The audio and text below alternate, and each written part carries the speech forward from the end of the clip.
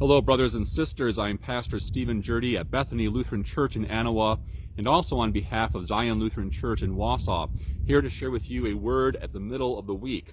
And where I'm standing today is at Bethany Lutheran Church. In fact, if I move my camera a little bit, you'll see the church. There is the church where Bethany worships, and here is the outdoor altar that Bethany constructed. I'm not quite sure how long ago, but they created this outdoor space to be a place for worship in the great and beautiful outdoors that God has created. The reason why I'm standing here today is I want to talk to you about the consolation of the outdoors. God gives us many consolations in the midst of our worries and our sorrows. We endure all kinds of concerns and anxieties during life. Certainly during this time, people have had a great many anxieties. We just never know when sorrows are going to befall us from day to day. And so in the midst of those things, because God is our good friend, because God loves all that He has made, He has provided us with many comforts.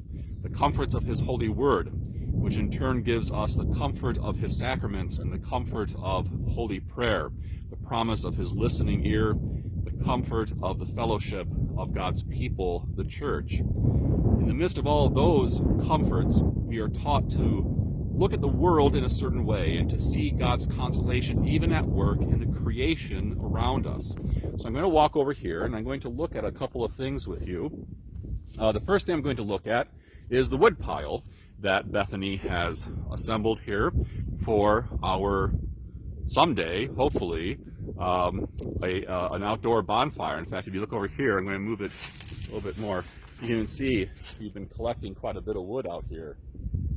Getting that brush ready to burn, and someday we'll do that and have a lot of fun. But right now what I want you to see is to take a little bit of a closer look at the wood of the wood pile. I'm going to hold it down here. You take a look right at it. Look at the end of that wood and see the order there. The order. See how we have concentric circles in the center where it begins to split. It's actually splitting into the shape of a cross. There's an order to creation. There's an order to how things are made. And so in wood, no matter what tree you cut down across the world, you're going to find that. You're going to find these concentric circles of growth, reminding us that trees grow in a certain way. There's an order to trees. And when they dry, then they start to crack in a certain way with these spiral cracks coming out. These cracks are spiraling out from the center. And even that cross right there in the middle. I'm also going to show you something else over here, something that's part of my favorite feature of the Wisconsin landscape. I'm going to hold the camera right down towards the ground, and hopefully you'll see it here. I'm showing you a trillium. This is I think the state flower of Wisconsin, and I can't pick it because it's, I think, illegal to pick trillium. But these are trillium that are getting ready to bloom right outside Bethany Church. And again, I'm going to hold the camera back down to it. Look at the pattern of those leaves and how symmetrical those leaves really are. Here you can see it. I hope you can see it. There we go.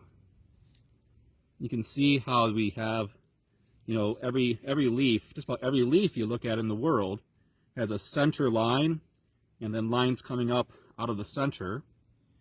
And here, of course, for trilliums, trilliums always have their characteristic 3 leaves, reminding us as Christians of the Holy Trinity.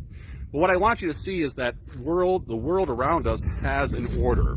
The world around us has a pattern built into it. There are certain things that we can expect and rely upon within the world. Sometimes those expectations are dashed. Sometimes they're broken by tragedy, natural disaster. It's a reminder to us of how dependent we are on that order. But the presence of that order in creation teaches us, or becomes for us, a reminder that God created this earth to be a home.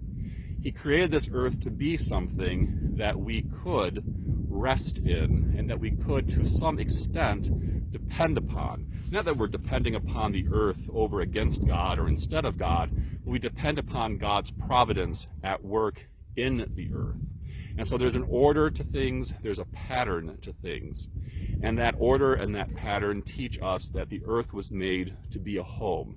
There's an intelligence to it, there's a design to it. And so there's a comfort in that, right? We know that we can work within this creation to build homes, to build places of rest. And all of that, in turn, is a reminder to us and a way of pointing forward to the great promise of all, that ultimately God created this whole earth to be his home.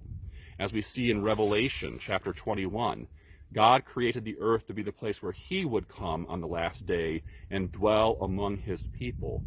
And so it is not only our home, it is also the home of God. God who came to us as a little child at Bethlehem, who even went so far as to rest his head within our tomb, and who now rests with us in his church through his holy sacraments and his word, and one day will rest with us forever when he comes again, and we inherit with him the new creation revealed in the resurrection of Jesus. May God's peace be with you.